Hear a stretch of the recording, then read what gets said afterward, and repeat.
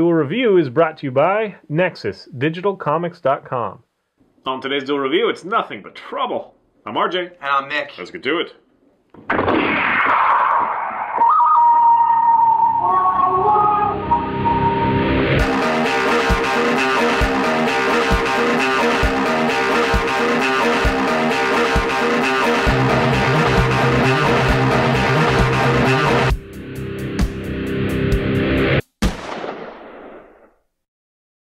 Hey guys, welcome to Friday the 2nd of November. We're doing Nothing But Trouble. That's right. Dan Aykroyd was the writer-director. Actually, he and his brother wrote it. Peter? 1991, yes, and it was WB.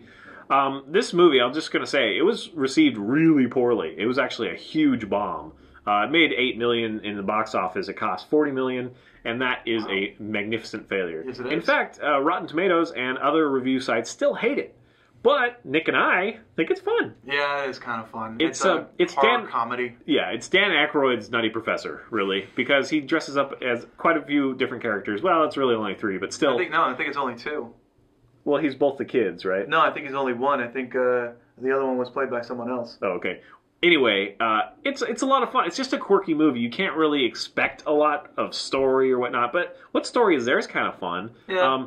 Demi Moore has a kind of forgettable performance, not a very good performance, honestly. Chevy Chase does this Chevy Chase thing, so if you hate Chevy Chase, you'll hate his portrayal. Movie. Well, I don't think the movie is entirely based on Chevy Chase's performance. I think Dan Aykroyd does great. In fact, yeah. It's funny because they were nominated for 6 Razzies, and Razzies is like the crap film awards. So it's not a good thing to win. Has a bunch of those. It's not a good thing to win, although it is kind of a joke. Yeah. But Dan Aykroyd actually won, I think, or he was nominated at least for Worst Supporting Actor as Reeve, the judge. But I really enjoyed that character. That was a lot of fun to me. I also love the gadgets in this film. So let's go over the story real quick. Okay. So Chevy Chase is an investment banker, and Demi Moore is, well, he's an investment, I forget what they term it. He's not quite a banker, but he's an investment guy. Demi Moore is a lawyer, and they kind of meet kind of haphazardly, and Chevy Chase is used to having everything handed to him. He has parties in his penthouse and all that stuff and whatever. So anyway, they have to go out into the, not countryside, but they just have to travel. And one of the things that this movie does, which a lot of films do, and I hate, is that they turn New Jersey into like this kind of desolate wasteland. No, they don't. The side street that they take goes into this weird place called it's like Valkenvania. That's what it is. Valkenvania.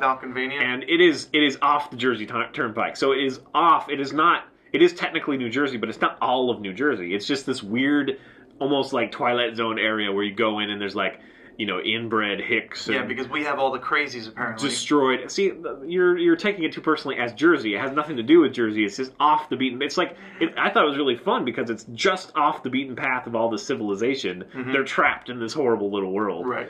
So anyway, there is a coal fire underneath this territory, and there's this big wacky mansion full of weird gadgets and stuff, and it's run by the Reeve, and his name is actually Reeve, but they call him the Reeve, kind of like the judge. Right.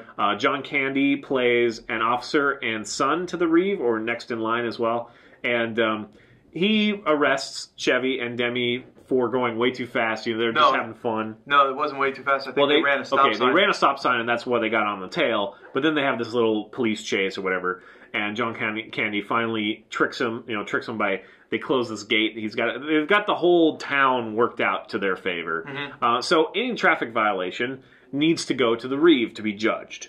And so the Reeve, of course, is Dan Aykroyd. He's this really old codger with lots of problems. He has this really fun thing where at one point he takes off the front of his nose. I was young when this movie came out. That scared the shit out of me. So this is fun. Like the first stuff, I guess we're kind of muddling through it because it's kind of throwaway. Once they get to the Reeves? Valkenvania. Yeah, well, okay. Once they get to Valkenvania, it's a different movie. It's just kind of this quirky character thing. The whole town is essentially Dan Aykroyd's town, or the character. Yeah. So his name is, whatever it is, Judge Reeve Valkenvania. Yeah, whatever it is. And then the town is named after them, and anyone with that name is kind of involved. So yeah. Yeah, he's the big kahuna. Big kahuna. So, yeah, again, it's just this fun character piece once they get to Valkenvania. And basically any traffic offenders who do egregious violations, which to them is like running a stop sign or whatever, you never know, could go through the bone stripper. Actually, Daniel Baldwin shows up. He's a kind of a bit part. Right. He and his crew, they've been driving around drunk and high or whatever, and they get caught.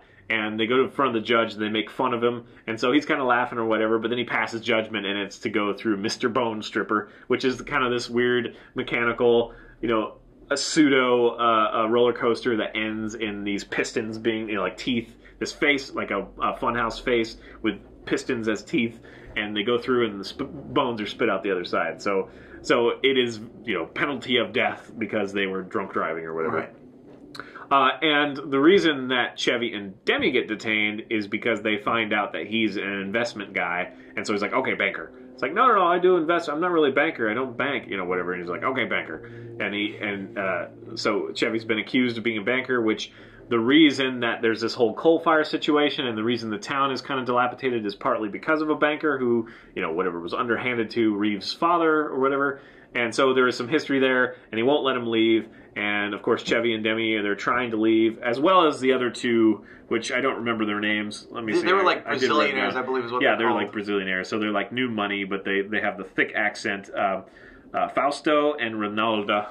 And they're fun, but they're only in like half of it. Yeah, they're not there much. So there's John Candy, there's Reeve, and then there's this other girl who's another cop. So it's like deputy, sheriff, and the judge. John Candy is kind of developing a conscience about all this because obviously a lot of people have been died or whatever. Been killed. Been done died. And so John Candy's kind of looking for something, maybe a way out. He's the next in line, but he's not really sure he wants to be. John Candy also dresses up as the daughter as well. So we get this fun, she's mute, but she just goes around with her little, and John Candy in a dress. I think that's funny. Yeah, it always is. What's her name? Eldona. Yeah. Eldona. And Chevy at one point is supposed to marry her, and so there's kind of funny stuff there. And so I can understand, like, going over the story in my head, the story's kind of crap. Yes, it's really kind of stupid. But I have so much fun on this ride. I certainly, it is a cult classic to some people. I don't know if I fit quite in that. I just, I saw it on Netflix. I was like, I remember this movie. I remember the two babies, with the weird bellies and stuff. Yeah. I'm Bobo, They're not really babies. They're just giant retarded. Yeah, right. Inbred children or something. I don't know. But and then I do love Eldona. I love John Candy as Eldona. I think that's fun. I'm not a huge Chevy Chase fan, but there's something about this that conveys such a charm that I enjoy watching it. Okay. I think a lot of it is just Dan Aykroyd. It's pure Dan Aykroyd, Dan Aykroyd creeped the hell out of me. And when I was young then, and when I finally Digital Underground makes an appearance. Oh yeah. I used to know all the words to the Humpty Hump song, the Humpty Dance. What I was going to say is at first I didn't know that it was because I was young. I didn't know it was Dan Aykroyd. When I found out that it was Dan Aykroyd, I think I rewatched it the third time or something. I was like, that guy looks so familiar, and then I was like, Raymond Stantz, no, I was like, damn it, you just ruined Ghostbusters, but he really didn't. Like, never ruined Ghostbusters. Yeah, I mean, there's just these fun little gadgets, that he gets lowered down from the ceiling to have dinner, and it's like the whole sausage on a train, and condiments on a train, and it slows down for him, but nobody else, and just these cute little funny moments that, again, if they're all put in a story, I guess the story doesn't hold up, but if you just kind of take them at face value, they're really entertaining. So, I don't know.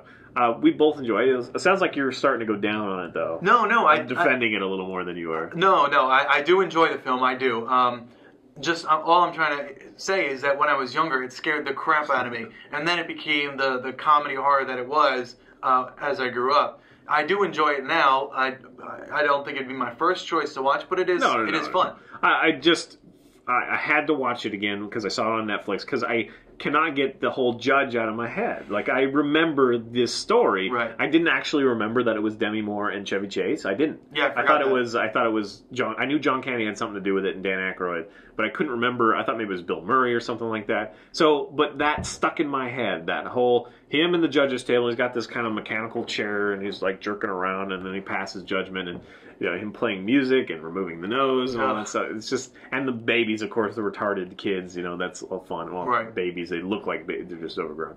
So there was something that stuck with me over the years, and so I had to give it another shot, and I still really enjoyed it. It was fun. It is a fun ride. It was fun. Just don't expect, an in-depth story or in-depth characters or anything. Just expect some topical, funny cheating. Yeah, it's one of those stupid 90 films that you just kind of like, oh yeah, I remember that. Very early 90s. Yeah. All right, guys, that's it. Please subscribe to our YouTube channel and follow our great playlists. Game Lab's been a lot of fun. Moonflower and Forever are great. Thank you, and please leave comments. We love comments. You can help support us by buying our digs at You can help support us and our new digs by buying our wares at spiderwolf.com. That's right. T-shirts, card games, art prints, short stories, and more. See you later. Yes. Oh, that was being nice. Yes. Coming up, DC's new Masters of the Universe comic.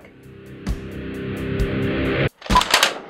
Oh, that was being nice. Yes.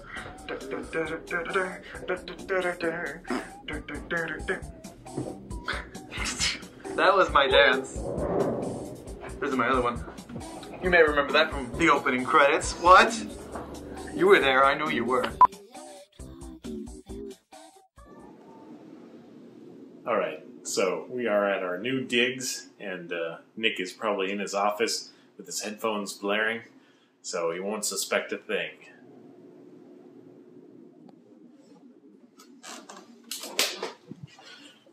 Here it is.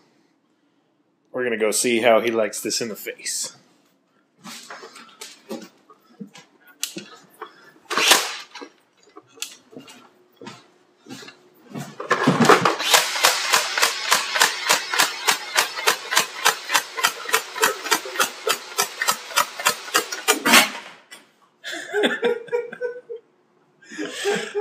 That's it. How do you feel? I feel great.